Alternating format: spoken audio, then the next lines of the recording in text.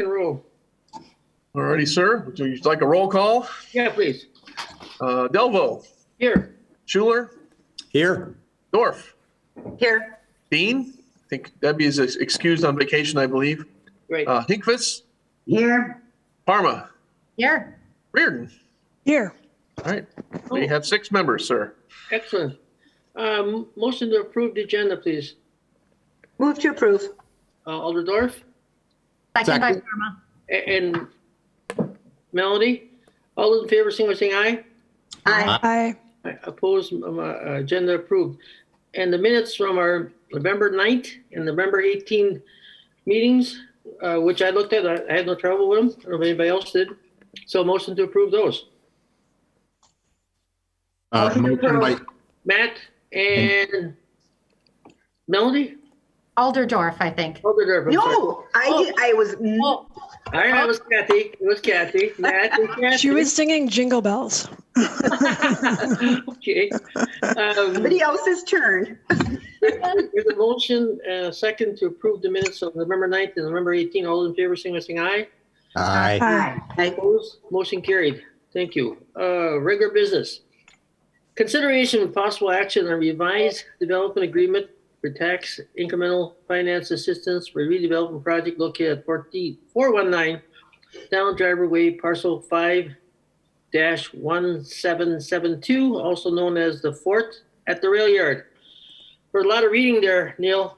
I went over it, a lot of reading, but I'm sure you're gonna walk us through it, highlight the changes. Sir, that's absolutely correct. So I'll just come a recap here. We presented basically general terms and conditions at our previous meeting.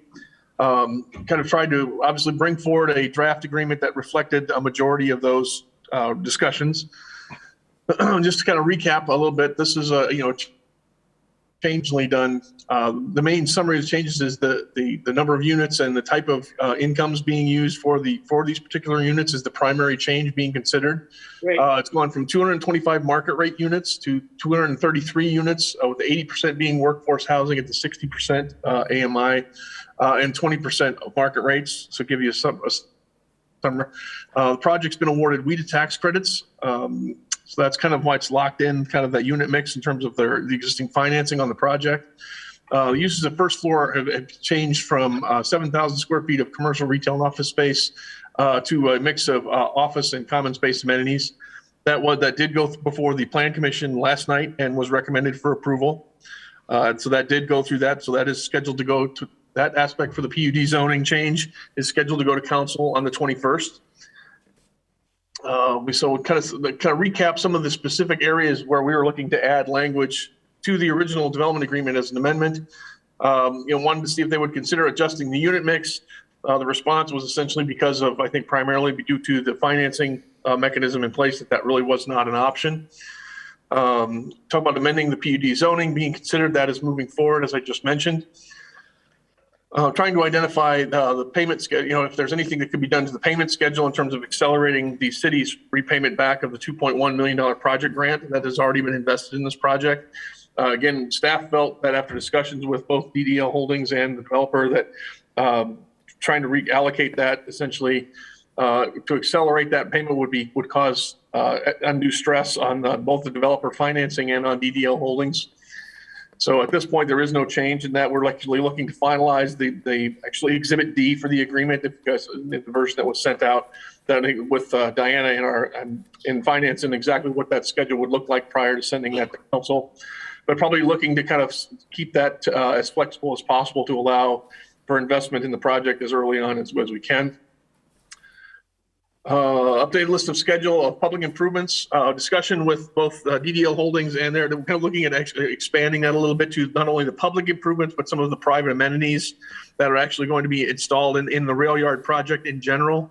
Certainly that includes aspects of some of what still remains to be invested in here on the Fort project, specifically what infrastructure and things need to go in there, but also some of the other amenities, bike racks, signage, gateway entrances and features and other things that I know that DDL Holdings is planning for the area. So just kind of update list so we all have an understanding of what still remains to be installed and on what schedule we can possibly expect that to happen. Also, probably the most notable change, I think that folks, RDA members, and I will walk through these and show these specifically locations in the agreement document as we go through where we're at.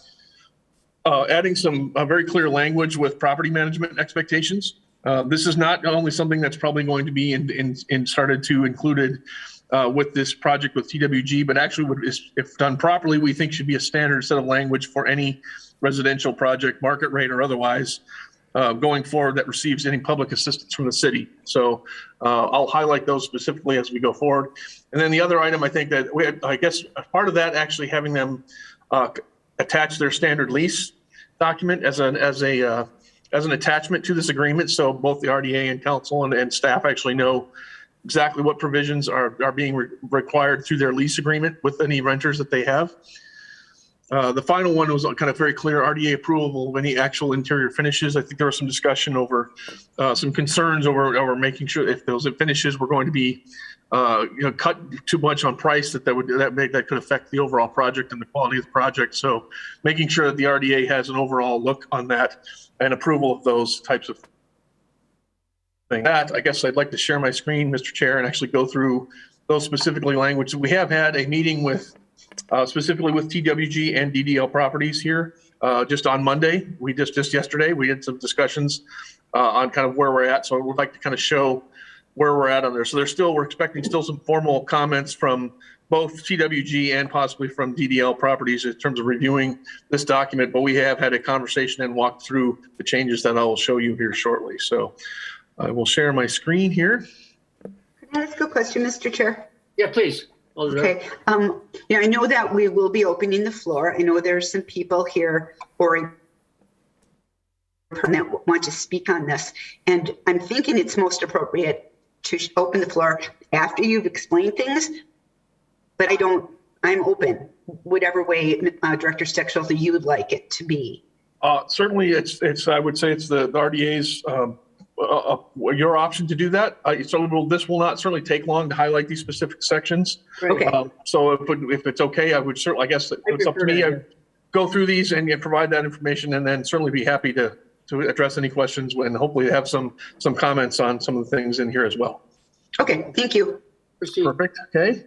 So I apologize for the scrolling on the screen. It's never fun to do, but I figured rather than try to put these into slides, it was easier to just go straight off of the document. This is the change to the project description that was previously described. So this was the information that was previously shared in the slide presentation at the last meeting. This has just simply been formally introduced to the project description here. So you'll see the 233 units up from the 225, which was here. So here's the actual breakdown of the units as they are being proposed. So 121 one-bedroom units at 60%, 30 one-bedroom units at market rates, 66 units of two-bedroom units at or below 60%, and then 16 two-bedroom market rate units.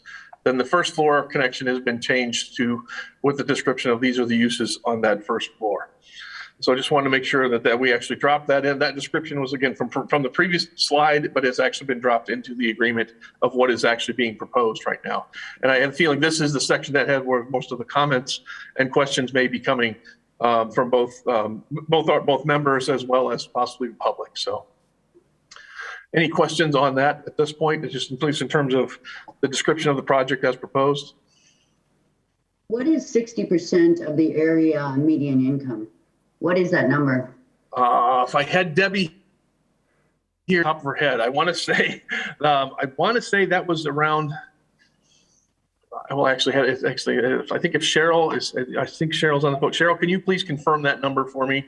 Yep. I don't want to just guess and make sure that I'm using the wrong number. It's based on household size. So 60% of area median income for a one-person household is $33,900 a year. 2 people, it's $38,760. 3 people, $43,620, and 4 people, $48,420 a year. And that's with you discounted it, right? That's the 60% of median. Okay. Thanks, Cheryl. You're looking at that. And just another question is they can have a mix of, it's not all 60%, right? Is it between 30 and 80% AMI? Is that what this, to average out to 60? I believe, well, I'll have to go to photo. I know that essentially anything below that is certainly possible. but in terms of the actual economics of that, have a tendency to prevent that from happening because the subsidy of the rent is established. I believe the applicant can actually explain that a little bit more. We open time we open the floor on that specifically, but That's my understanding of how Broadway Lofts works. They can have 30% up to 80%, and the average has to be at 60. That's what I thought, okay. or that's what I've heard. Okay. Yeah, but you certainly would ask the applicant to confirm that. I think they would be the most appropriate to respond to that. So Yes. perfect. Okay. Kind of going through, this was again, anything not changed was language that was in there previously. This was language that was added at the recommendation of our city attorney, simply stating that this new agreement is essentially is basically replacing the former agreement. So making very clear that this is not just an amendment of an old agreement. We're using a document. This document is replacing the old document. So we make sure for just logistic purposes that we're all using this document as our guiding one, not trying to refer back to a previous agreement that was done. So again, just make sure that this one fully replaces that previous agreement. So, okay, so there. And you go down for quite a bit of, not changes here. We are looking at, again, some of the dates have been changed, obviously from 2020 dates been updated to usually February or March 2020 dates in terms of when submittals need to go in. Those have been, again, preliminary presented to the developer without any changes at this point. This was language, again, related specifically to that last item I mentioned in the staff report in terms of the RDA being able to approve interior finishes. Actually, at the suggestion of the developer, they said the best way to be able to do that would actually be show tours of some of the units, including Broadway Lofts specifically, on some of the finishes that they intend to use on the interior of the lots. We could actually see the countertops, we can see the cabinets, those types of things. So we certainly happily included that language in here as a way to help review those interior finishes. So again, updating the dates to March 22.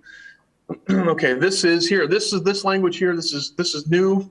One thing we want to make sure is that the RDA had approval that there can't be any change in the unit counts as presented without RDA approval during the life of the TID district. So in terms of what we've got here, we're going to make sure that there can't be an additional change to what's going on here without the RDA having a say into whether or not that is be permissible or not. Again, just to make sure people have to certainly have some control over what happens going forward in terms of the unit mix. That once it is whatever ends up being approved, the RDA has say over exactly what that mix should be and what can change to in the future, if at all, if they decide not to. In addition, we kind of made this following statement here at the bottom that kind of goes into 2 pages here. I'll illustrate this. The RDA continues to consider additional residential development in the appropriate mix of unit types and rents within a half mile of this project. Accordingly, the unit mix for this project is deemed to be bound and obligated and set forth under this agreement shall be relied upon by the RDA as such in evaluating the appropriate mix of residential units in future projects.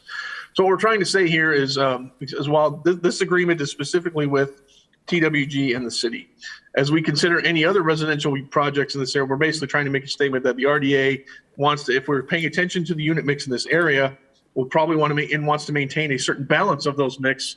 We want to make sure that this is brought into consideration. So if we want to see more market rate units here to ensure a proper mix in the overall area, that RDA is essentially making that statement saying that is what their intention is to do. So if any future residential projects where if this one is changing from a market rate to a more affordable mix, we're going to want RDAs most likely, based on my understanding of previous conversations, would like to see any future projects be more significantly be on the higher end of market rate units versus otherwise to maintain a balance in this area. So it's a little, again, because we can't guarantee that, that's a little difficult, but we did want to make sure we are on record and give the RDA the chance to say, for future reference, we can say, okay, if we're basically giving on the change for this particular project, that we are going to make sure and try to make up for that in other period going forward. That doesn't guarantee it or require it or mandate it, but it certainly kind of states the intention of that RDA wants to have a say in what that future mix of other units in this area really are. This is language that was added at approval of the revised plan unit development. Again, that went through Plan Commission last night. is still proceeding and will be going forward on the 21st at this point. Similar proof of equity and financing and other things, we've said change those dates all to March 1, 2022. Construction is scheduled. We've put a date in of July 1, 2022. We need to confirm that with the developer, but we feel that that's probably most likely all right.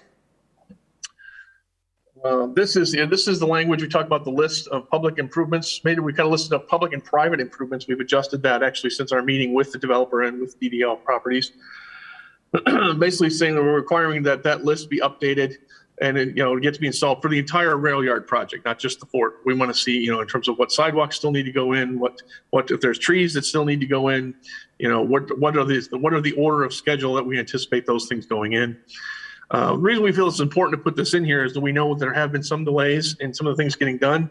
In addition to the developers, actually, DDL Properties has actually installed some things they have not been reimbursed for yet because they have gone through their project grant.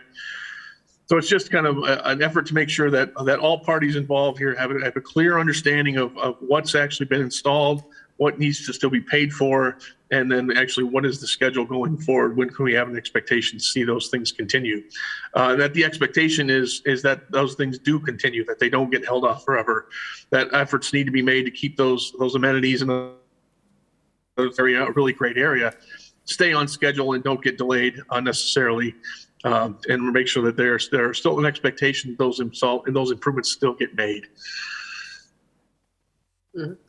So that's the point of having that language in there and including that and requiring that list to be updated basically with DDL and with TWG, both of them by March 1st, and then working with our Public Works Department essentially to kind of verify some costs and schedules and so forth.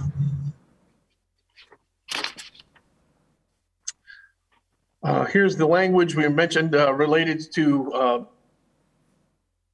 something's pretty straightforward, certainly agreeing to fairly, consistently, and thoroughly implement tenant screening procedures within state and federal law, permits them to do so, and then actually attaching their standard lease as part of that. So again, just for transparency purposes, so we know exactly what that process is.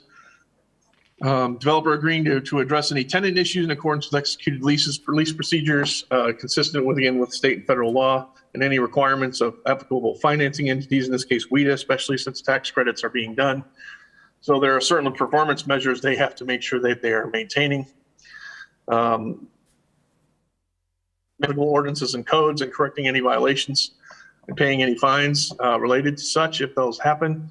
That also has ties to, we'll also have other language in the agreement a little bit later on, that if there are active violations out there that are being addressed, probably on this project as well as any other project that the developer or that has an ownership stake or management stake in, we have the ability to withhold that pay-go payment until such issues are remedied. So again, having some, I'm going to hop down to the next one here, granting access to common areas of the project for instance to the city, again, and coordinating any access for individually rented units with the leaseholder as, again, governed by statutes and any other requirements of those same funding entities I briefly mentioned.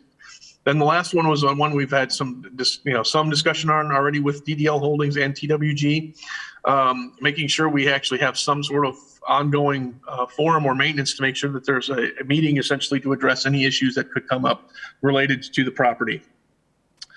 Essentially, we're saying that that meeting can be called by DDL Holdings on Broadway Incorporated as the bid for the area if there's any issues there, and or the city of Green Bay, particularly my department, if there are any concerns, basically for the area within a half mile around the project. So essentially, any violations or codes to make sure this is pretty much meant to hopefully facilitate some communication on the project if there's any issues. Hopefully this is a 5-minute meeting every quarter, that there isn't anything specific to be addressed, but if there are, we can make sure that those things are being identified and that they are being addressed in a timely fashion. Again, this ties back into the other ones in terms of, relating to any issuance of pay-go payments or other, making sure that they are basically in compliance with any codes or any other issues that may be arising from this project as we go. So that's our primary addition for project management language. At this point, let me see if we have Conditions, looking for any other highlights here. Okay, here we go. Offset, here we go. This is a specific mention of, offset and recruitment, including withholding of pay-go payments for any sort of defaults that we're waiting to be remedied by the developer that were identified in this agreement. And I believe that was kind of the last item we have identified. Yeah, I think the rest of it is simply attachments at this point.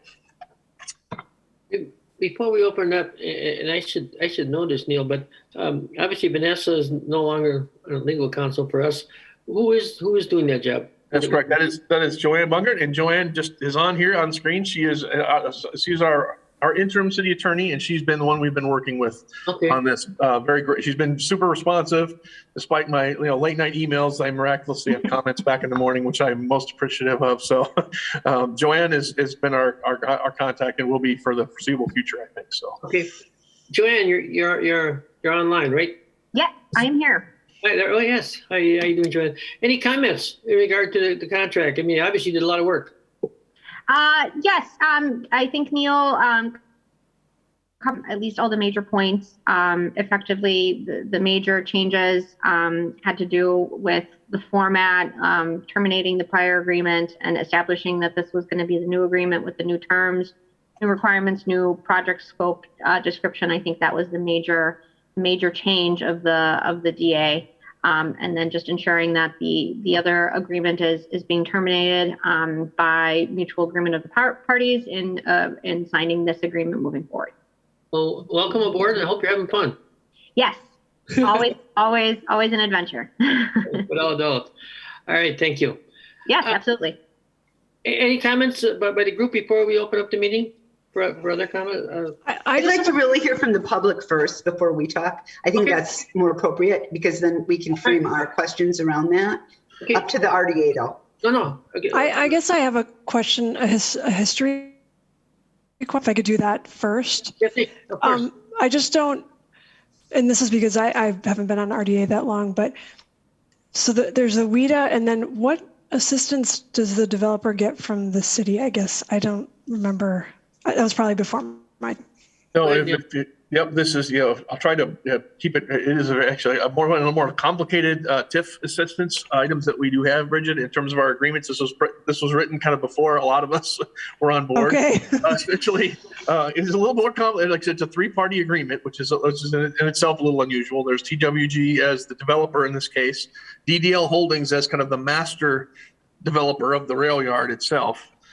So those are the two signatories on this agreement. So basically the way the TIF assistance is identified on here is that there will be a debt schedule that is attached as Exhibit D that says the city has invested, I want to say it's up to $4 or $5 million actually in the rail yard as a whole, and as part of the original master development agreement, I guess, with DDL Holdings.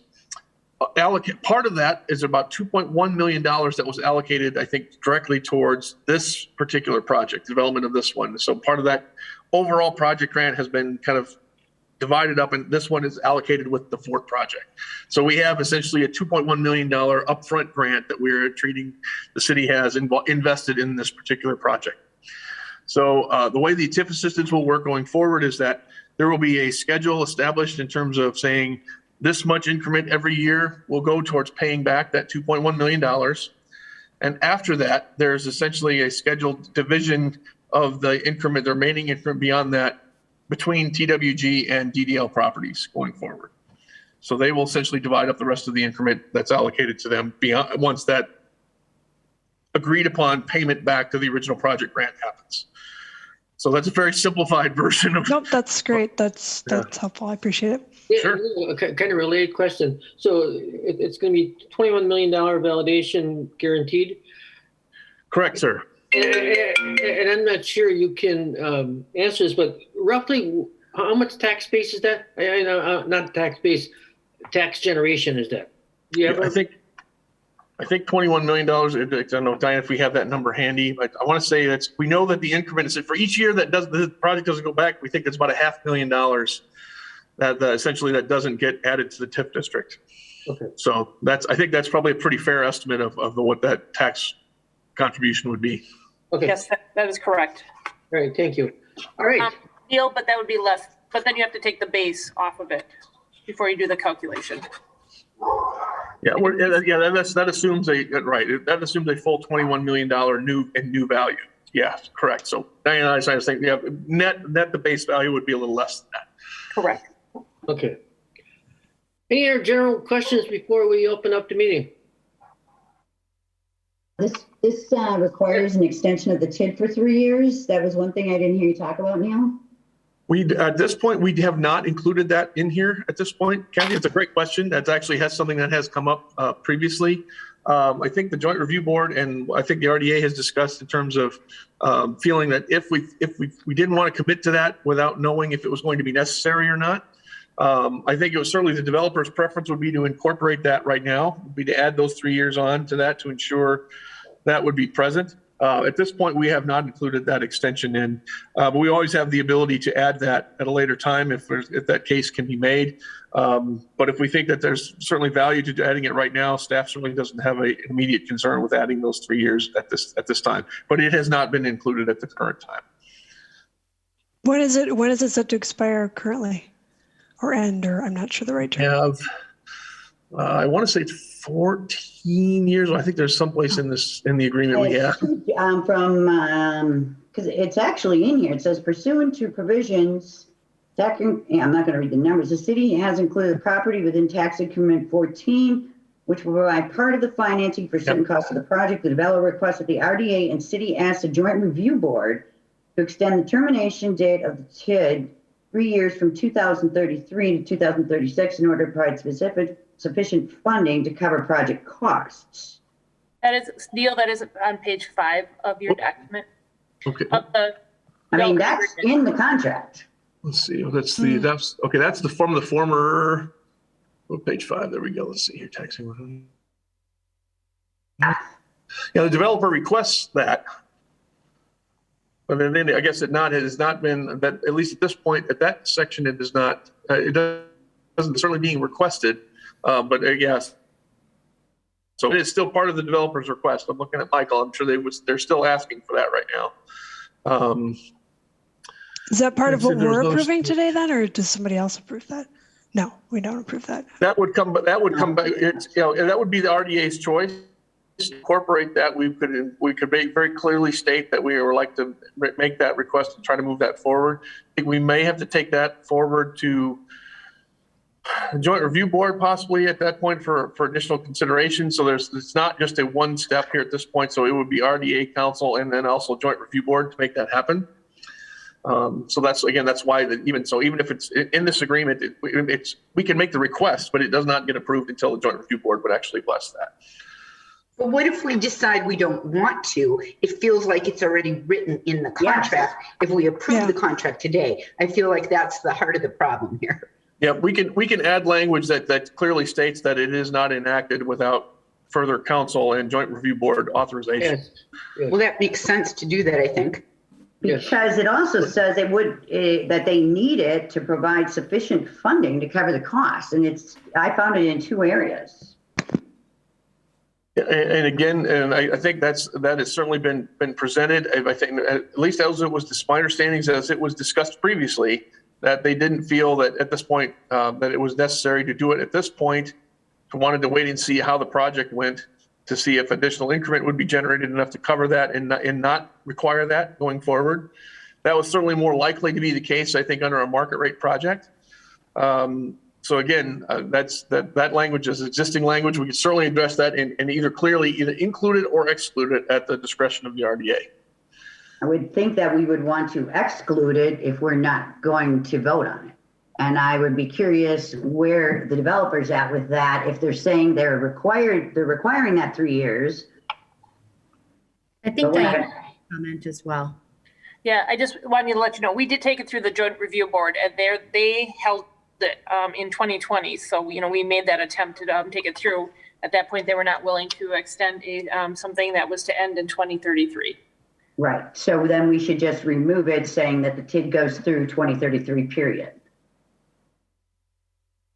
Unless something comes back, but language in here. Right. In a signed contract.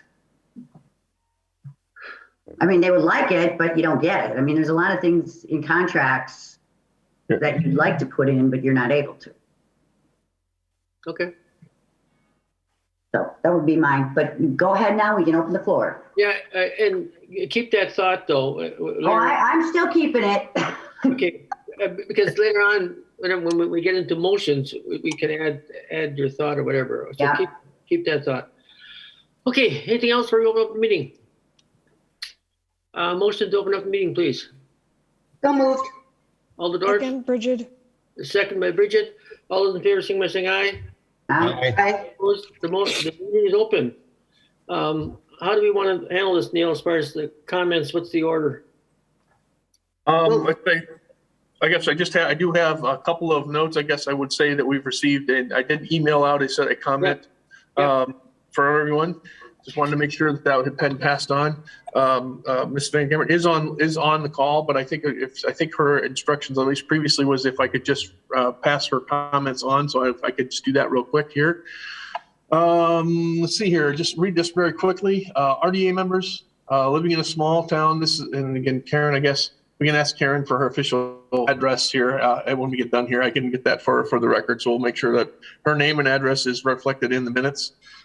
RDA members living in a small owner-occupied condo building the past 2 years, 5 years prior in a city deck apartment rental. My husband and I bought into the Rail Yard Innovation District's goal of ownership downtown. We are eager to be trailblazers in the West Side's Broadway district. I saw the Wednesday market draw hundreds of cars who at the end of the evening drive back to the residences in outlying neighborhoods. RDA's decision to approve or deny the Fort project at the Rail Yard is a decision that will have lasting effect for over 30 years. There is no opportunity to reevaluate 294 subsidized units, those already present within the Rail Yard, plus the additional units being proposed, versus the 46 market all are filled with market rate tenants.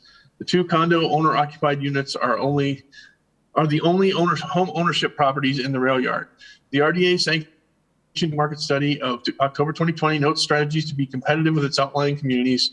Driving around Ashwaubenon and Alloway, the uptick in new market rate housing is very evident. Studies toolbox of targeted strategies. Number one implementation is to build healthy neighborhoods. 2 condo owner occupied units versus 400 rentals is not very balanced and varied housing. I understand there is financing an issue and is partially completed corner lot to consider. I'm willing to tolerate the empty lot and give up the economy time to correct, improve. Please, RDA, be visionary and don't allow a 30-year long building right time mentality to pressure a yes vote. Thank you for allowing a Fort Howard neighborhood homeowner's voice to be heard. So that was her official. This was in addition to the comment that was emailed via the online form that was shared via email. Okay. So with that, I guess I would just ask, certainly you have the ability to hear from the developer first. I guess maybe would be most appropriate, and then certainly open it up for other questions after their comments. I would agree. Mr. Michael Taft, Mr. Chair, is here from TWG and is available at your request. So, Michael. Great, thank you. My name is Michael Taft. I'm representing TWG. The address is 1301 East Washington Street, Indianapolis, Indiana. Thanks for being on the call this afternoon. We appreciate the opportunity to bring forward essentially the terms that we talked about in the last RDA meeting as reflected in this contract. I do want to just run through a few of the miscellaneous questions that came up just first of all. I did want to mention these units are 60% AMI and Broadway loss is 40 to 80% AMI with an average of 60% AMI. This is not the same setup as that. This will be 60% AMI and market rate units. And so there will not be 40% households in this property. This will all be rents or income levels between mid-30s up to about that $48,000. So these are residents of the neighborhood as I mentioned last meeting, I believe the median income of this census tract is, I think, $36,000, $38,000. So it's right in the same range of the actual incomes of those living in these units. They just get the incredible benefit of living in a brand new apartment with lots of amenities that they're not used to, and will hopefully encourage them to invest in Green Bay and work hard and eventually buy a home in the neighborhood, or a condo in the rail yard. And I think that to date, we do appreciate the comments about the demand for market rate. We did try for over a year to talk to investors all over the country and really sell Green Bay. We flew people into Green Bay, toured them around Broadway, really told the story that is an incredible story. And the determination was that the market there for this property, the opportunity zone incentive was just not enough to get over the hurdle that essentially areas like Ashwaubenon that are receiving investment are more attractive investments right now because of the market returns, and there needs to be subsidy in place for downtown Green Bay to remain competitive. So we looked at our options and the amount of subsidy that was available, and found the tax credits to be a great fit for the housing study, a great fit for the neighborhood, great fit for downtown Green Bay. I will just note back to kind of the list of the $2.1 million project grant. Grant is an odd word to use because it is actually paid back. That money has been spent on the already in the district, and those roads are relying on this project to pay taxes directly into repaying those roads. So there's already been investments based on this project, and we are here as part dollar guarantee to our assessed value in order to make sure that we can pay back those infrastructure needs as required by the district to succeed. Again, with the tax liability, that is right. We're going to pay a bit over $500,000 a year. And the approximately half of that goes straight back to the project grant and associated infrastructure costs. And then about half of it goes to the tri-parties of DDL, TWG, and the city. So the city also has a huge benefit, not only from the infrastructure and the tax base after the 15 years, but even in these 15 years, it's getting part of this TIF benefit. And then finally, I would just note that on the topic of the incentive, or the extension rather, of the TIF, previous development agreement, we've been working extremely hard, as we've talked about over the last year, to fulfill our end of the agreement by investing many months and a lot of money and time into finding a solution that we can bring forward to you. And that was based on the agreement we had in place, which includes incentive that flows through those last 3 years. We'd love to be a good partner in working with the Joint Review Board to get that in place. But our project being feasible does assume that there is 3 years of tax increment that is our own taxes that we have generated coming back to us. And that was part of the early negotiation for making this project happen. So I think that the lack of extension would be a serious change. We would have to dig into the details of how exactly that works, but I think it would put our projected spring start for the project in potential jeopardy to not have that extension guaranteed. So I think that's the main miscellaneous questions. I think that overall, we're presenting a great project. I mean, I was in the Plan Commission last night. We got unanimous recommendation for approval. They absolutely loved the building. They literally had no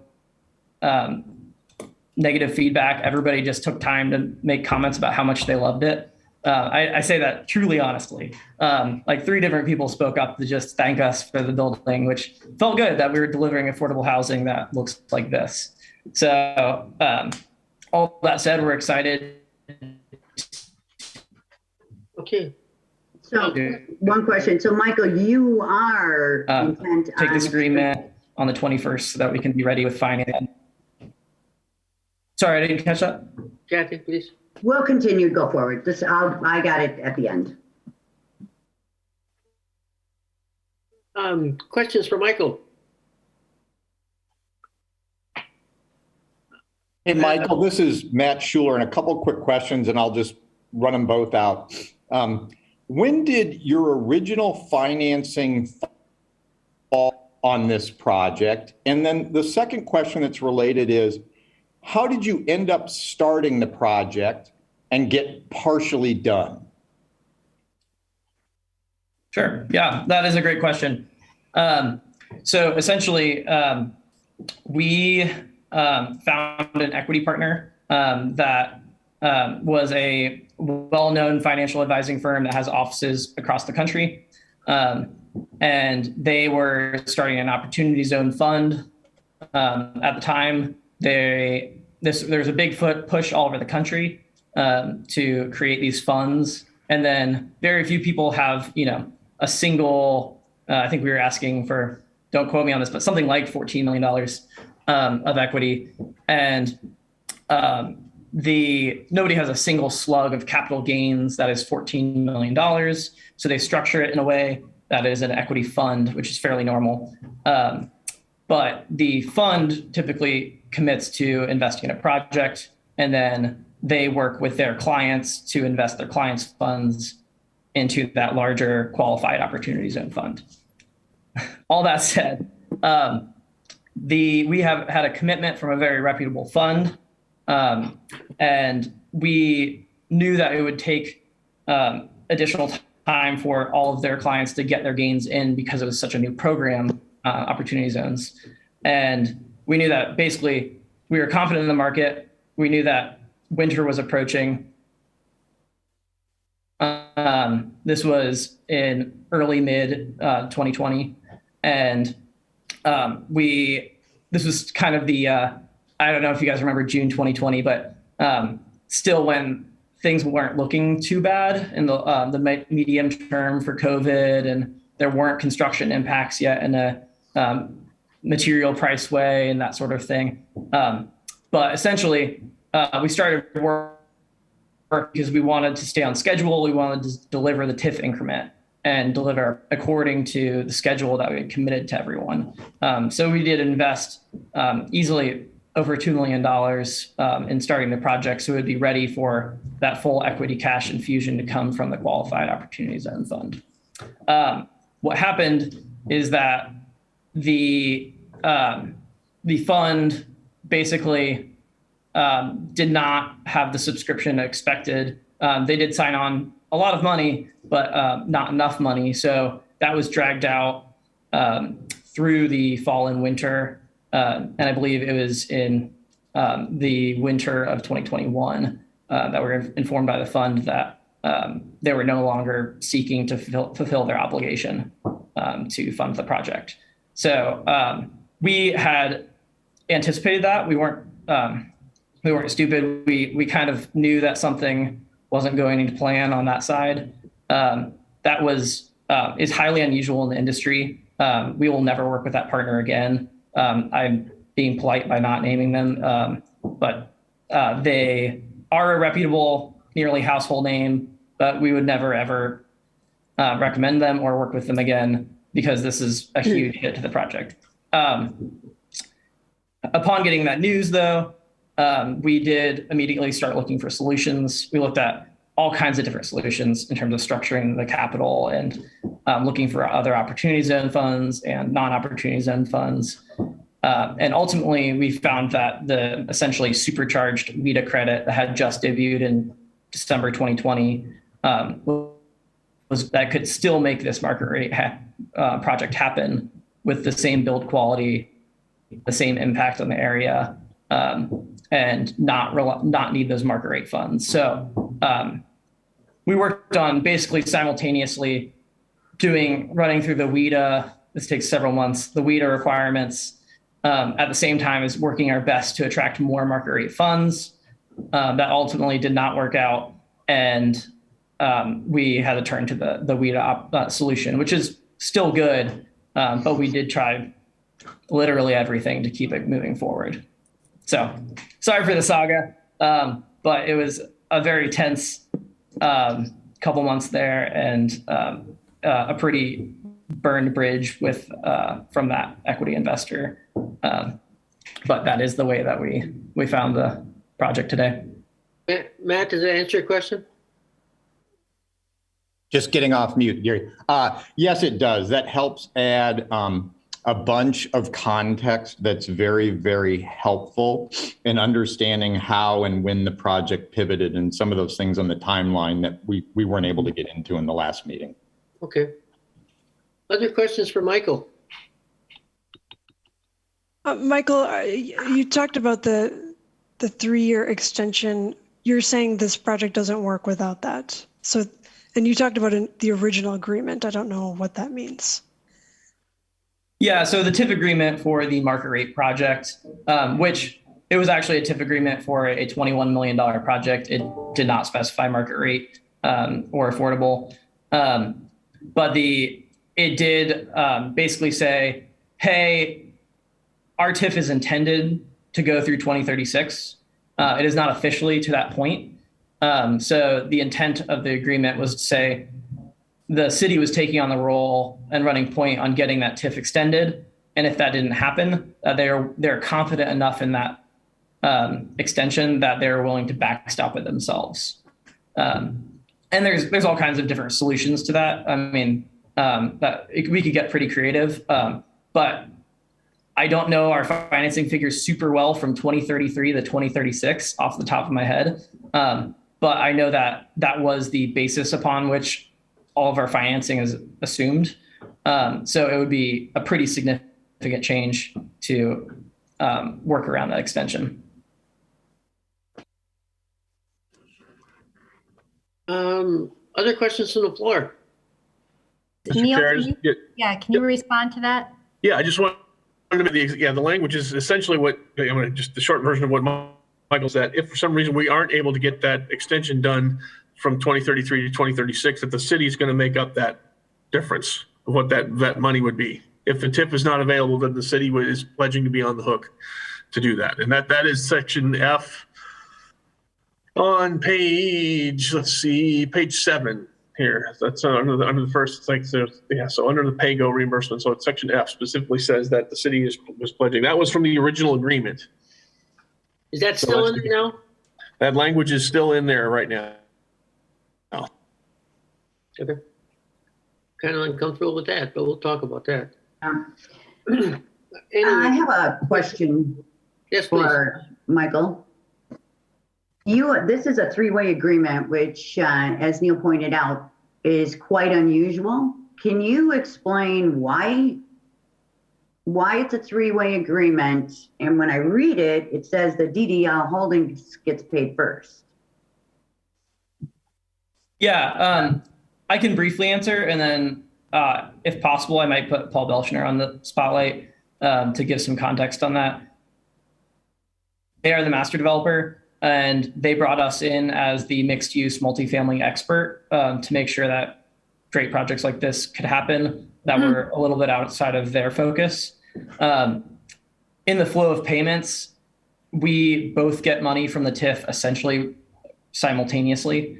The language is a little bit linear, but the practical result is that we both would get the increment over our debt obligation at the same time. I don't know if Paul wants to speak to why it's a tri-party agreement or the context for that anymore. Paul, you aboard? Yes. Any comments? Yeah, on December 1st, 2017, DDL Holdings and the city of Green Bay agreed to 2 agreements, one being an infrastructure agreement, one being a master land development agreement. When we started this project, there was 0 lineal feet of public streets inside of the rail yard, inside of Dousman and Broadway. And the city's public works department in 2017 put together their internal estimates of the cost of the infrastructure, and it's all installed today with the exception of some trees. Mm-hmm. And that cost was $5,777,000 over 2017 dollars, not 2021 dollars. And that did not include environmental impacts of soil remediation that needed to be addressed. So when the agreement says that DDL Holdings gets paid first, it's because we have a agreement with the city of Green Bay to install all of that infrastructure. And to date, we've accomplished exactly that with approximately $4,950,000, not the $5,777,000 or inflationary pressures. We would certainly like to do more within the rail yard, and those are all listed out inside of the master development agreement, but that's how we got here. We started with $2.1 million, which was the commitment to renovate what we'd call Building R at 520 North Broadway and build some residential. We've added TWG to go to the, I could add just a little bit on the 2033 to 2036 extension. The reason that was agreed to was really predating TWG, in that when the TID was created, there was zero increment created for a number of years. And as everybody on this call knows, we lose that net present value forever. And if everybody on a call remembers, the highest and best use of the site where Broadway Lofts now sits was parking semi-trailers for years and years and years on that site. And then we went through the Walmart saga all before any increment was created on the site.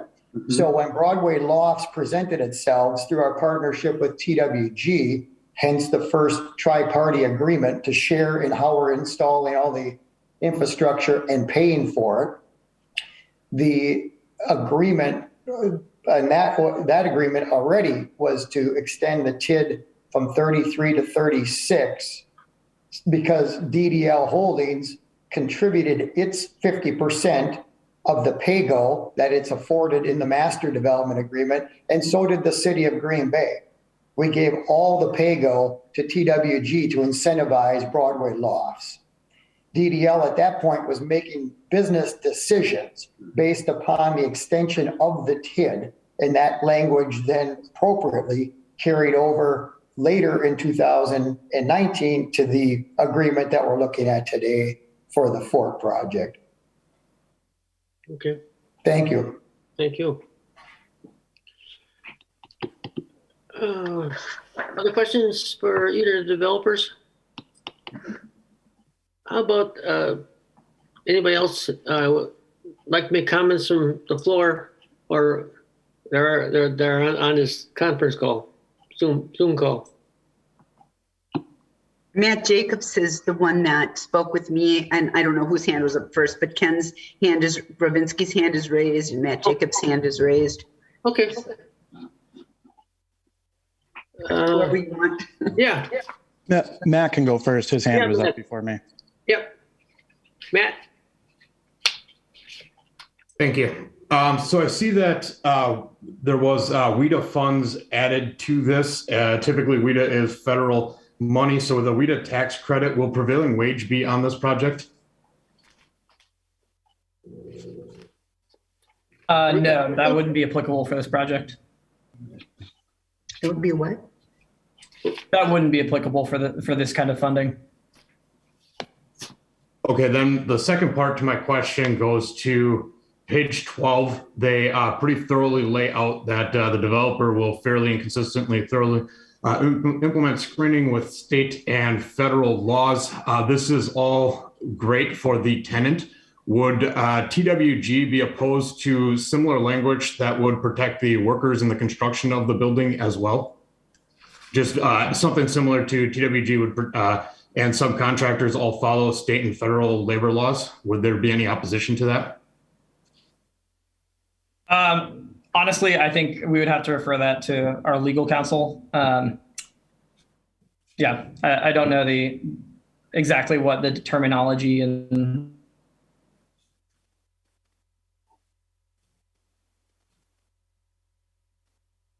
Okay. All right, other questions, please? All right, then Ken, please. Yeah, I just had actually just two comments. One, I just wanted to confirm, and sorry, Ken Rovinsky, 520 Hubbard Street, Green Bay, Wisconsin. As part of the Plan Commission, I just wanted to say Mr. Taft was 100% accurate with what he said. It was unanimously supported last night. A lot of good comments where the Plan Commission, at least, is very excited about the project. And then another comment just on the private side of things. Being someone who just invested in this neighborhood, I'm excited to see this project move forward and wanted to echo Mr. Taft's comments on allowing opportunities for people to get into this neighborhood.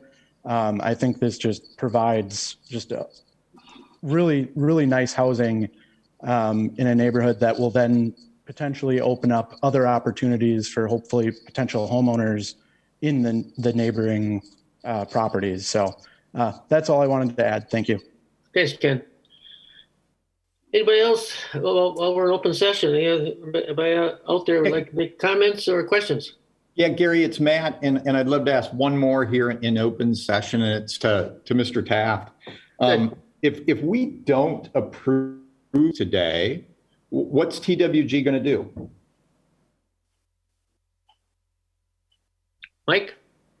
Michael? Sorry, this is John Sullivan at TWG. I know Michael's computer just crashed, so I am the Vice President of Tax Credit Development for the company. So I can weigh in and I will let him join. But essentially, we would be out of options. If this isn't approved, we essentially do not have the financing to move forward with the project. It's something where, as Michael detailed, we went back through and were able to secure the WIDA financing. But without this financing, it's all part of the larger puzzle, and we would effectively be out of options in order to proceed forward. Michael, did you hear that question? Yeah, I apologize, everybody. My internet just stopped working on my computer. So I'm back via phone. I did not hear the question. So I'll try again, Michael. It was just, and I think John has essentially answered, but it was, hey, if we don't approve this today, what does TWG do, or what's a next step? Yeah, if this was not approved today, probably most likely we would take a hard look at our numbers and most likely seek additional funding that would take something like 6 months to a year to secure, to layer in additionally, basically more,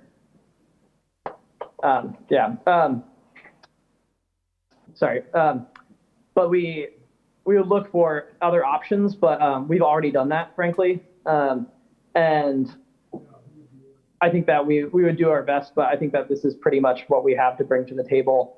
And I think already, our current schedule, our priority in bringing this here in the holidays, trying to get this through, is that we will be able to start construction in the spring and be able to finish the building by the end of 2024, which will create increment in January 1st of 2025, and pay $520,000 in taxes into that TIF to start creating increment, because we've already lost a year, and everybody loses in that situation. So I think we more or less go back to the drawing board of trying to figure out where funding could come from, and there's no clear path forward to figuring anything else out. So this is, I think, the path that is best for the TIF district and best for the city, and I think is delivering good housing for the incredible housing deficit that downtown Green Bay has, and is what is needed right now. Any other questions or comments in open session from anyone? Then I entertain a motion to go back to regular business. So moved. Second. Who made the motion? I'm sorry. Kathy. Okay. Gary, you gotta be the only person that doesn't recognize my voice. I apologize. Kathy, and I think Allerdorf seconded. All those in favor signify by saying aye. Aye. Aye. Opposed?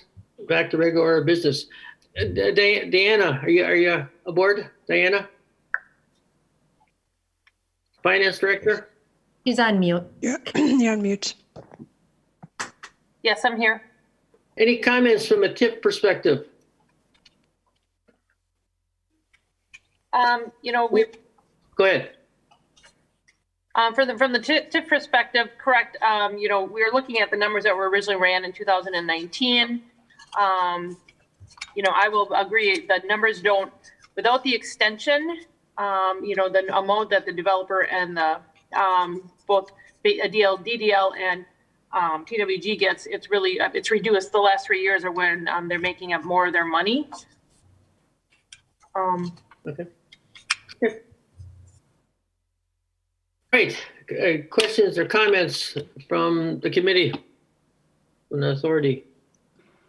Gary, I just, in my prior life, I spent a lot of time contracting with outside groups, outside agencies, and the one thing that, you always had to do is you had to read the contract and go through it detail by detail. And in looking at this contract, it seems to me there's two things. One, the approval of the development, but then also an extension of the TID, which is two different things. So how do we approve this without extending the TID? Because there's another one in here. It says TIF payments shall terminate at the end of 2033 unless JRB extends termination date of TID 14, in which case TIF payments shall terminate at the end of the tax year 2036. I mean, it sounds like the developer needs a yes or a no now. Mm-hmm. That's a piece you can't leave in limbo. I would say that if we were to make a motion, you would have to a motion with both of those two items that you just mentioned. It'd be one motion. You can make it two different motions if you want, but well, and then how I think long? the developer needs to know. Okay, I think the developer needs to know. Secondly, I'm not excited about the city being on the hook if it doesn't happen. Right. If I read that correctly. Right. So anyway, I think we'd have to be being fair to the developer. If we were to approve this motion, we'd also have to make a motion with it or separately as far as the TIF situation. And can we extend TIFs? Huh? How far? What? Well, I don't think we can go any farther than what they're requesting. Is that what you're asking? No, I'm asking when did it start, and is there so many years that a TIF can go? I don't know the answer to that I'm asking. Okay. I thought it was 29 years or something. Neil, help me with this.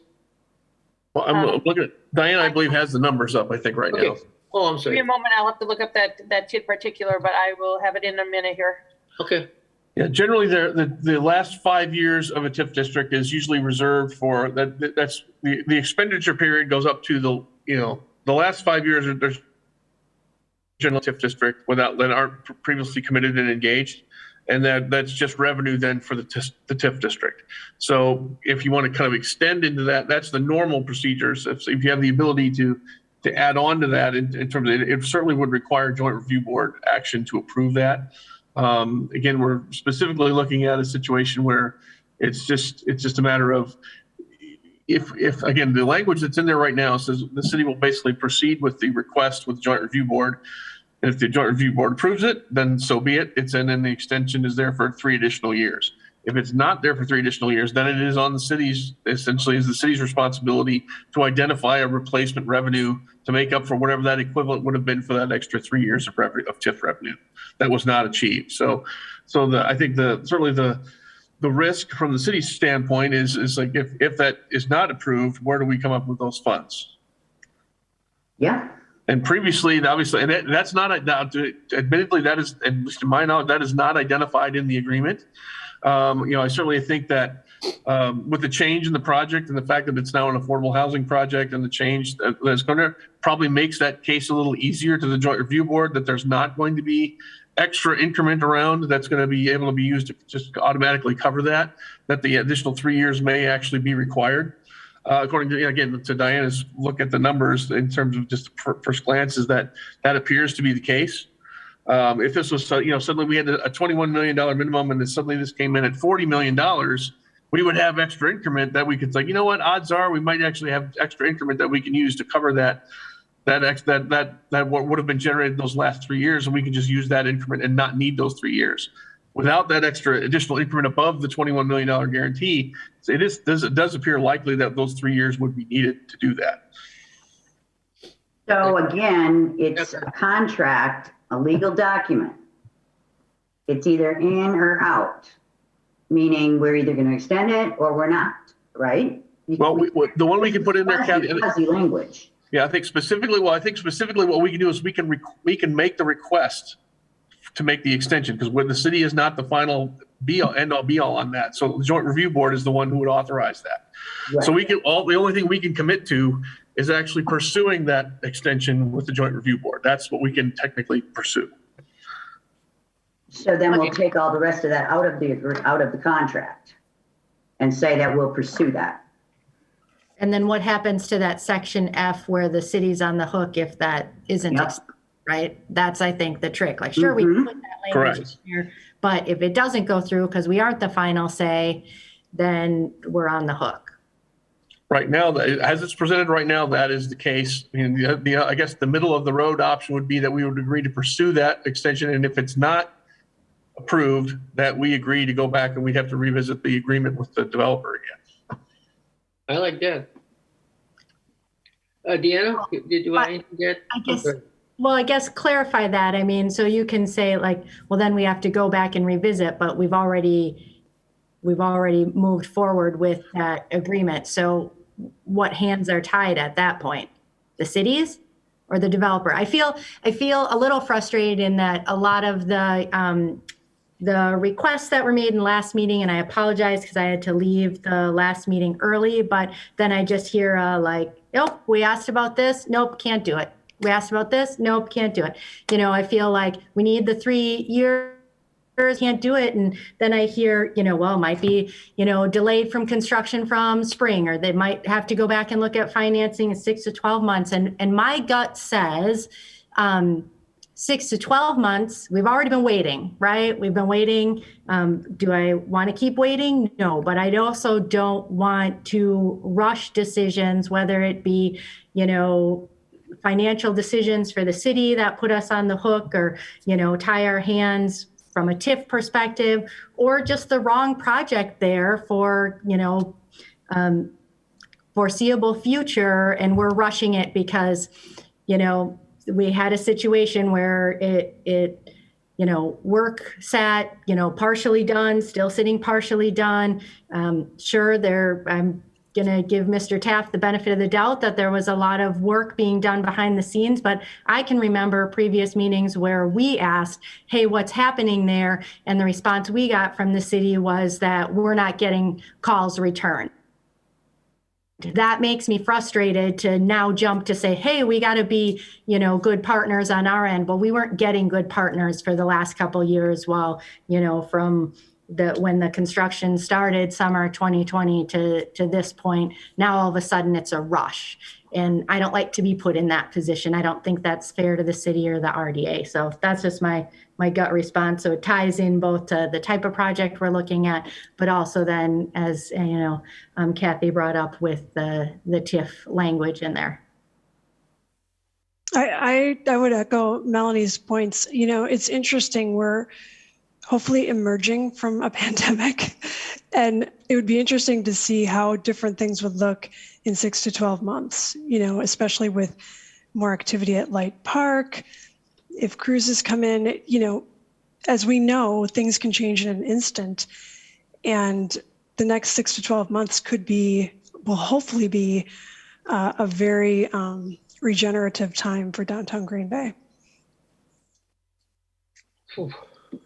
Okay, other comments? Deanna, did you want to add anything at all to what Neil said about the TIF? I don't remember exactly, Gary, what your question was. Other than, like we said, it was originally in the original agreement. He's really he hasn't changed the original agreement. It said that, these are the years, and if then extended, then, we would have to find a way to make it up. And I'm sure it's through the city's increment is how it would be made up.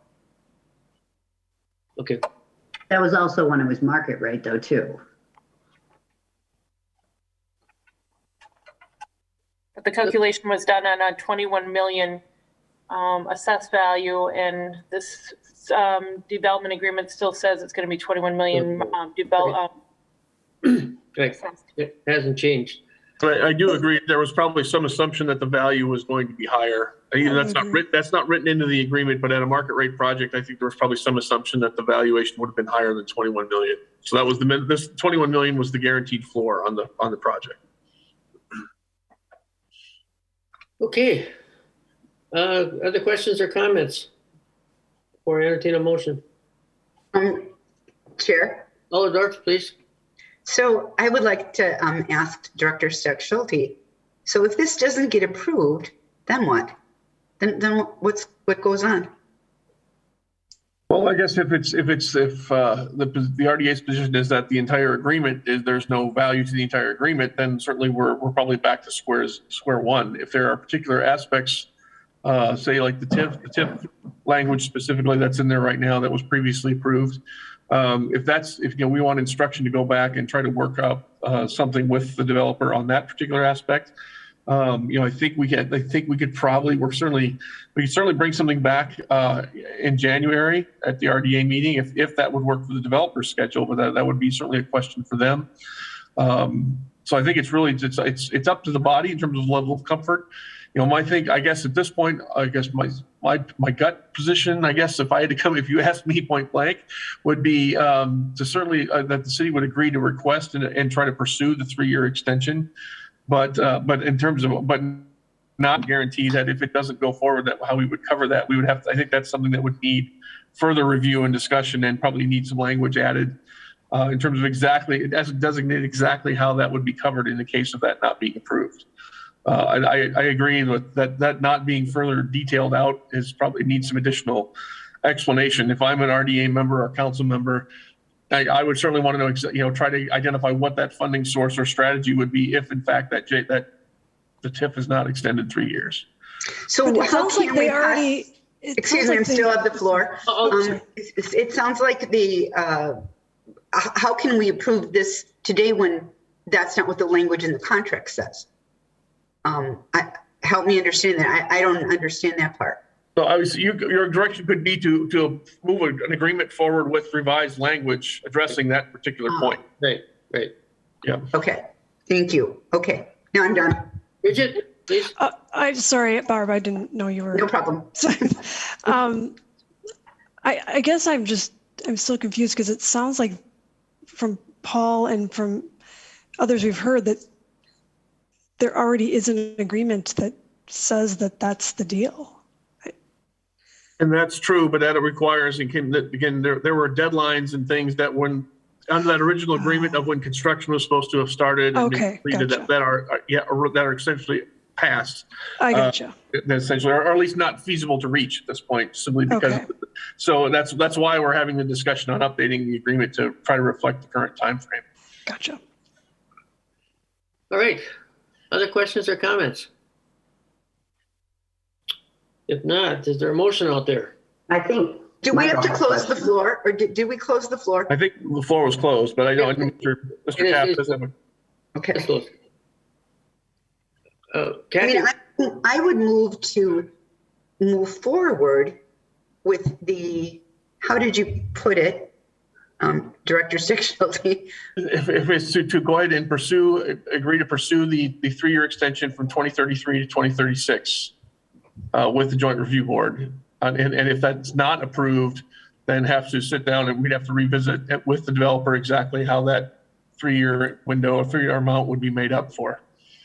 Did somebody get that? Because that's what I said. That's where I'd be right now. Okay. There's a motion by Dorf. Is there a second out there? I would second that, Gary. Okay. There's a motion and a second. A second by Matt. Are you going to do a roll call vote or how does that usually work? We You can request that. I would like to request that. Okay, good. Any other questions or comments before we do that? Call vote. I have a question. I'm sorry. Please. So I just want to clarify on, so the motion was that that we're going to pursue the extension of the TIF for the 3 years. If that does not pass, then that the development, we're still passing this a development agreement just go back and talk to the developer about how we handle that. So just to clarify, like, there's not a way for us to make sure we have that piece of the pie taken care of before we move forward with this, or it's just a timing You're thing? right. I apologize if I missed that in the conversation. No, I think just if I can, Mr. Chair, I think if that extension is approved, then we are consistent with what the agreement would be. If that is not approved, then there is not an agreement and would essentially need to be revised and finalized with an alternative with the developer. Okay, that's what I wanted to make sure. It wasn't that the whole agreement was going through except for that piece. And okay, so that helps clarify. Yep. Matt, you comfortable with that? You had the second. Yes, I am. Okay. Any other questions or comments? If not, we'll do a roll call. I can do that, Mr. Chair, if you'd like. Yeah, please. Delvo. Yes. Schuler. Yes. Dorf. Yes. Hinkfist. Yes. Parma. Yes. Reardon. No. Okay. So it's been passed. And you're going to pursue the review board, Neil? Yeah, we will lay out essentially a process, and we'll provide a detailed memorandum for the RDA at its next meeting to kind of explain how this is moving forward, because there is a time frame that is required in order to make that happen. So, okay, very good. Thank you. Cool. Great discussion. Great comments by everyone. We're going to go to item 2, consideration of possible action to approve a 30-day extension of planning option with Maker Solutions for a four-plex townhouse development at 115 South Van Buren Street. So we're just doing an extension here, right, Neil? that's correct. And I believe Rhonda has the staff report if there are any specific questions on that, but this is essentially just a 30 days extension. I also believe Mr. Ravinsky is also available for questions, I believe, here as well. I'd just like to move to approve it.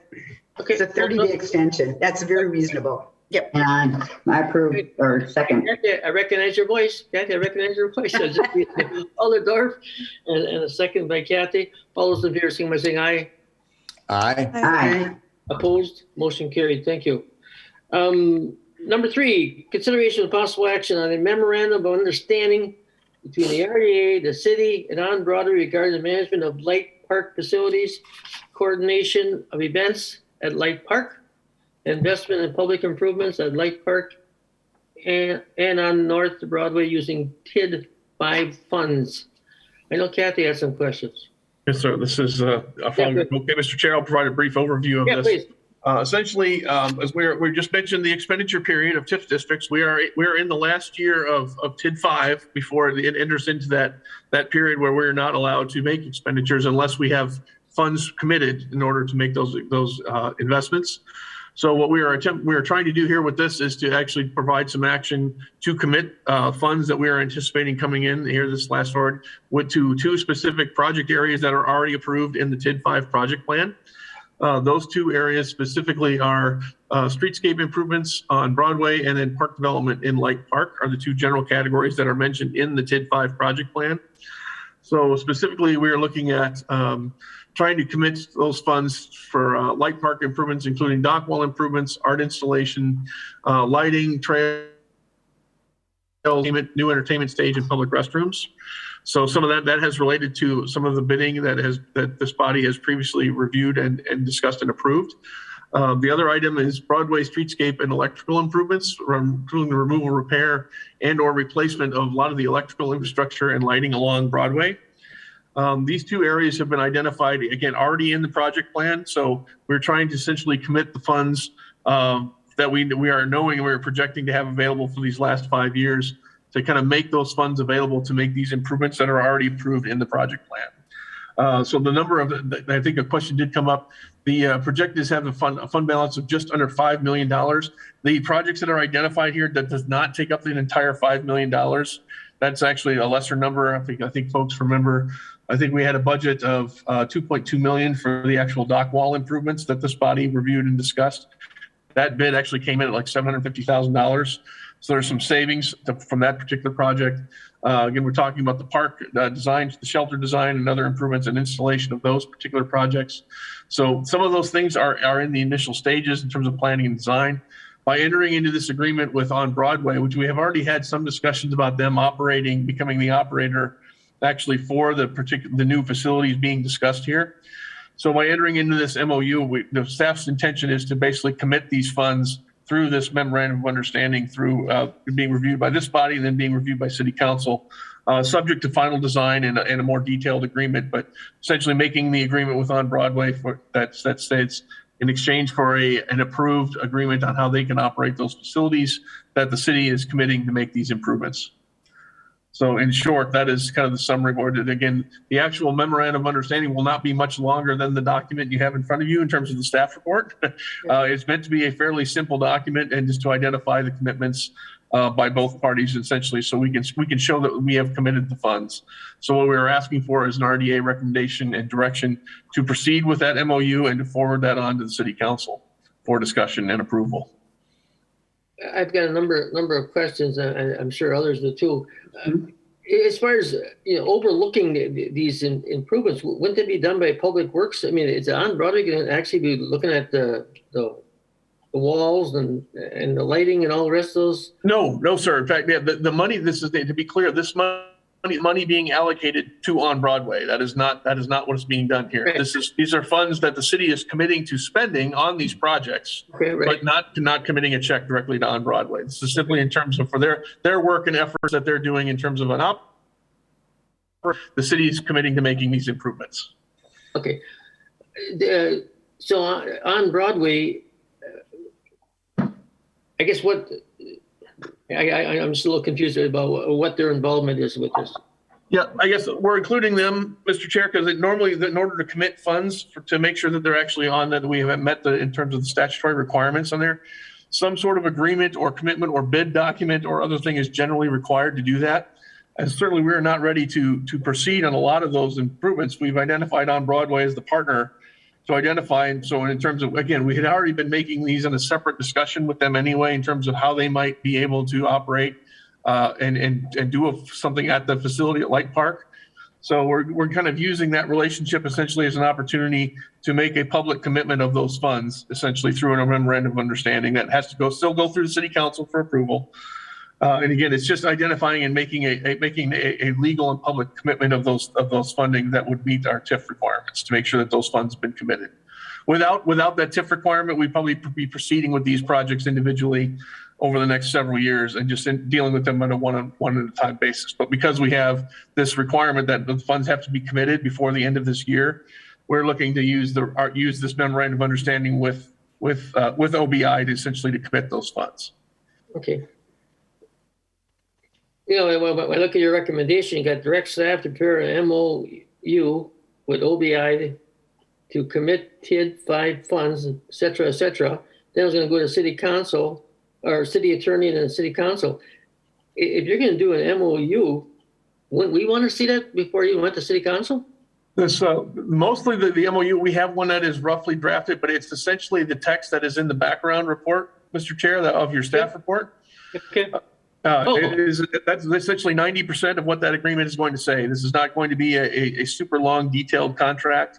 Matter of fact, we've actually, I think, even said in the staff report, as well as in the agreement document, or the memo you were proposing, that a more detailed operating agreement will likely be required from OBI in terms of executing something in the future. So essentially, the key points that are here this is essentially what we would be proceeding with. We're anticipating it really being about a page and a half document. Okay, one last question on the On Broadway part. Okay, so what commission, or you get a percentage, or how are they going to get paid? OBI, well, at this point, there's no commitment of funding to OBI directly at all in this, Mr. Chair. They're simply identifying them as a partner, again, for their exchange and presenting us with a proposal on how they would operate facilities. That's the only commitment that OBI is making, and the city has made no commitment to actually approving that until we've actually seen that agreement. Okay. Other questions, please, comments? Question here, we're looking at On Broadway for, this project, and we're adding a lot to Light Park, which, my God, we absolutely need to do. But Neil, this seems to be bigger than just On Broadway, because we've got this issue with the wildlife sanctuary, a beautiful building that we're not using, and So I'm just to me, we need to look at operating broader in our parks than just on Broadway. Well, and I agree with you wholeheartedly on that, Kathy. The difference on this particular case is because these are TID 5 funds that they are geographically restricted in terms of where we can spend that money. And because I get that, Neil. I'm sorry? But so we have to, I guess I'm not understanding. We've not had something like this come through where we've had to contract with somebody on TID funds for the last 5 years. And on Broadway does fabulous work. Mm-hmm. That's not my issue. This is, I don't know exactly what this means for the city. I guess, let me phrase it this. The fact that we've allocated funds. Well, at this point, we haven't allocated funds. That's why we're asking, number one, so we can do that. And again, the alternative is that if we don't commit these funds and we get this, basically, the expenditure period expires essentially at the end of this year, then any revenue that we get generated that's not been allocated essentially is we're unable to use that funds to make any investments into TID 5.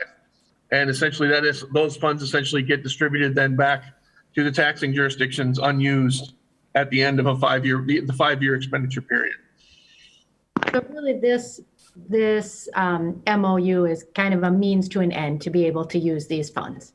Exactly. Without the need to commit funds from TID 5 over the next year or two, we would not be looking at this sort of agreement with OBI. And not in this context. We probably would be looking at one within the next year or two on specifically operating these facilities anyway, if they make a proposal to us and developing an agreement.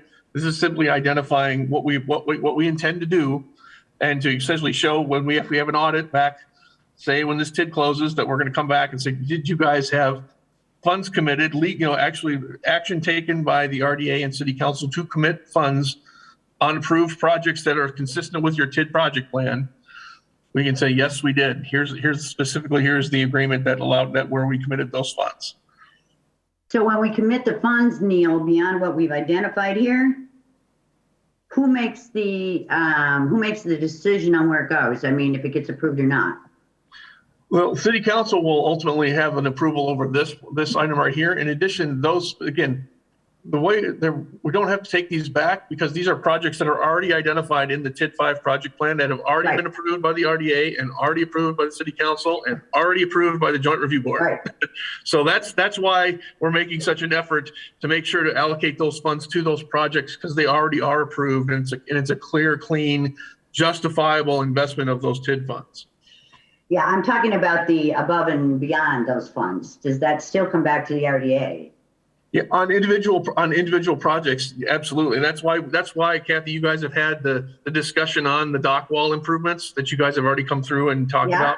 And that's why we've already brought through the light park, the other design elements and the other things. That's exactly why those things have come to you guys. So if there are anything beyond those two specific projects, like some of the electrical streetscape improvements, absolutely, that would end up coming back to this body for, this is the scope of work. This is what we're looking at. In this case, we've started some of the removal of the pedestrian level bollard lights.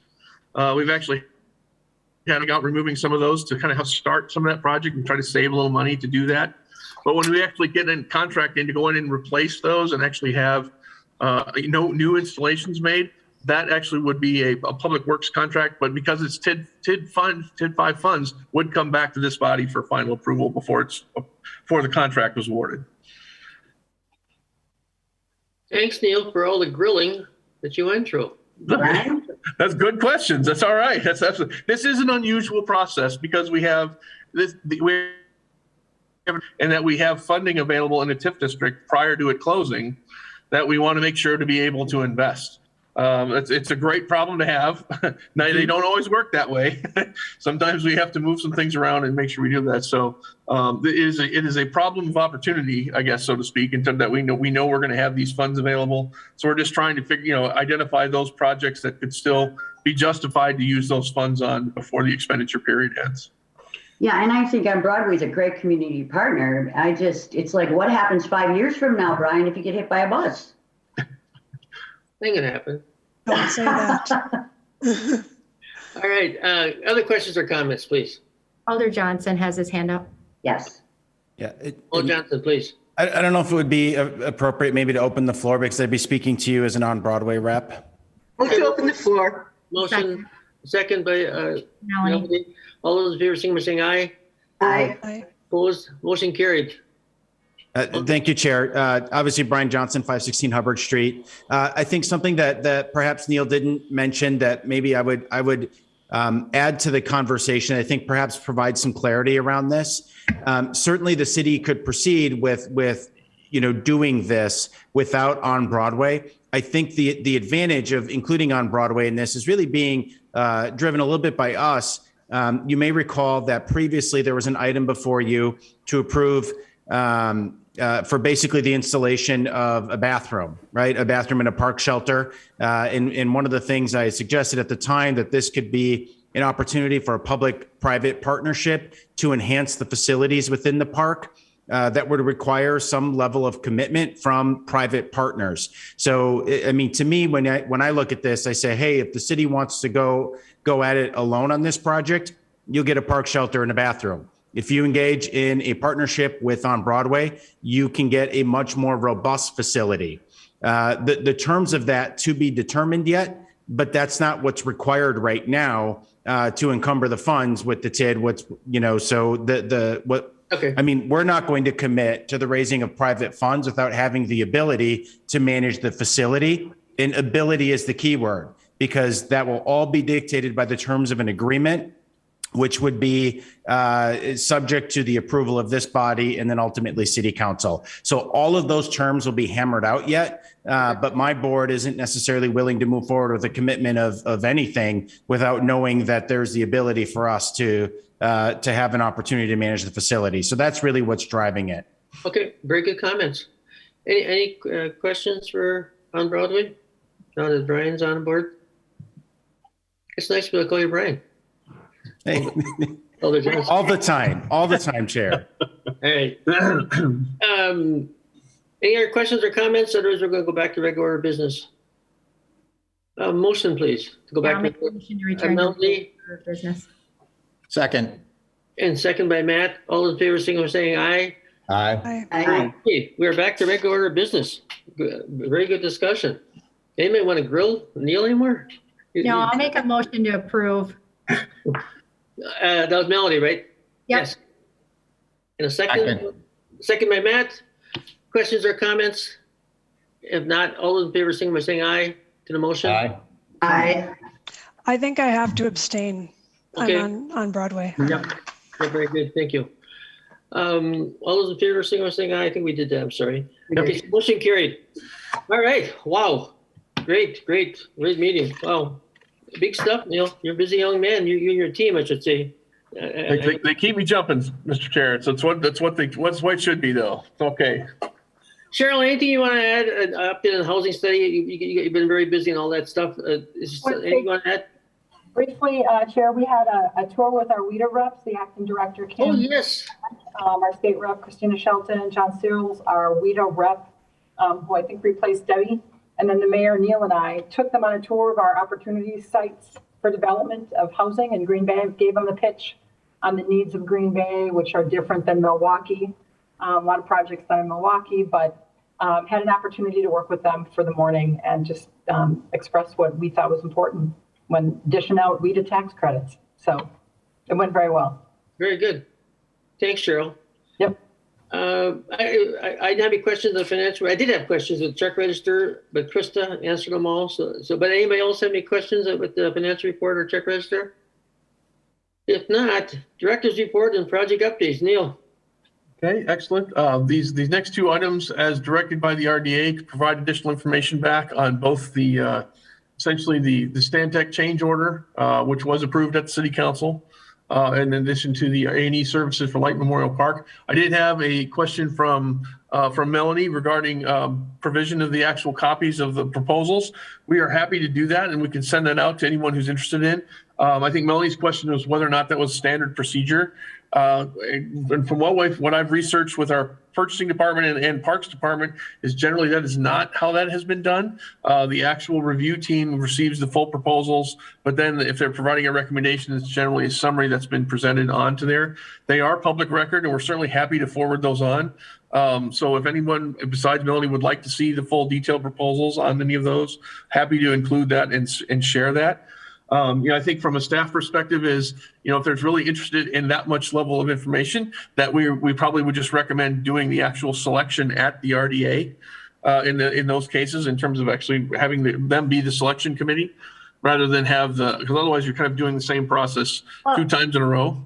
Can I just comment? I absolutely appreciate that. I think the trick here was, and of course I have a personal investment in it as well. But when the selection is one that is not the lowest cost or even the second lowest cost, and they're not really close, right? Like those were the differences here that I think that it would be good for the RDA then to be able to have that additional information. Absolutely. So certainly I think that it is very evident that this body has been very responsive to staff's suggestions and the work that they've done. And I don't want to discredit that at all. But I just think this was a little unique situation. And again, I realize that I have a different role in it as well, but just from the perspective that, when we get questioned, and making smart decisions from a, taxpayer dollar perspective, we want to make sure that that we can easily answer that, and to just be given that additional level of detail would be appropriate. Yeah, absolutely. Happy to do that, Melanie. So. And Melanie, I just want to add on to that, because we did it must be maybe 2 years ago, and I think it was either Matt and I or you and I, where we went through a whole bunch of proposals. 4 or 5 different vendors came and presented, and then we whittled it down to 1 or 2 that we brought to the RDA. So it was a subcommittee of this committee, and we were part of that, and then we brought it back. Right. And I think that was one of the housing developments, right? So Yes. maybe a little different situation, but yeah. So I would say from a precedent perspective, we are accustomed to seeing some of that. Must have been, is that real estate subcommittee? Yeah, I think it was a real estate subcommittee. So, but it worked well. Mm-hmm. Mm-hmm. Right. And Neil, my question when we discussed this last time was, did they use the typical matrix with the weights per category? And if they did, we'd love to see a copy of that. And the answer was they did. So that's good decision making. You come up with what are the factors and across the side, and options across the top, and you give them all weights and see their end result. So was that or was it not done? Neil? I'm going to open up the actual design review team memo. And I said, and actually the notes, the summary notes was kind of, again, we've provided based on what the team kind of sent forward to us. Staff was not directly involved in that review. So my understanding is that, there was more of a qualifications discussion in terms of what they felt the design types were going to be, Mr. Chair, in terms of, but as far as I'm aware, there was not an actual table with points assigned one way or the other. I know Alder Johnson certainly has his hand up and can maybe answer some more information on that, Mr. Chair.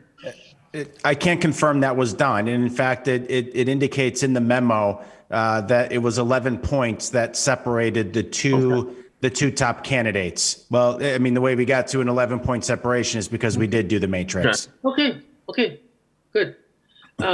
Is that documented, the matrix? Parks Department staff would have been the one that captured that. So that would be a question, I think, appropriate for them. Okay. Yeah, as far as I'm aware, Mr. Chair, that was not, I think they provided the memo, essentially outlining it here. 2 firms with 11 points apart, but they did not attach the matrix. They did state the point total, but they did not attach the matrix. We can request that and ask them to forward that. Should we do that, group? Should we Yes. I think we actually did that last time, so we did request that last time. Yes, if you can get that to us, that'd be very good. Yeah, because there's still not detail that I'm looking at to just try and understand what the difference between the proposals. And I would ask, How is this different when you're supposed to accept the lowest bid out there? Does this not apply to that, or, and I understand the 159 might be a lot greater, but it would really help for us to understand since we're. Okay. Okay. In last meeting, we approved the recommendation, but we also asked for a detail. So if you can get that matrix to us, that'd be very good. Melody, are satisfied with that? Would it be fine? Yeah, I'm fine. Okay. All right. Anything else for the good of the group? If not, Merry Christmas, Happy New Year to everybody. And our next meeting is January 11th. Have a good one, healthy and safe. Best of everything. Thank you. Merry Christmas. Merry Christmas. Great comments for everybody. Another good meeting. Thank you.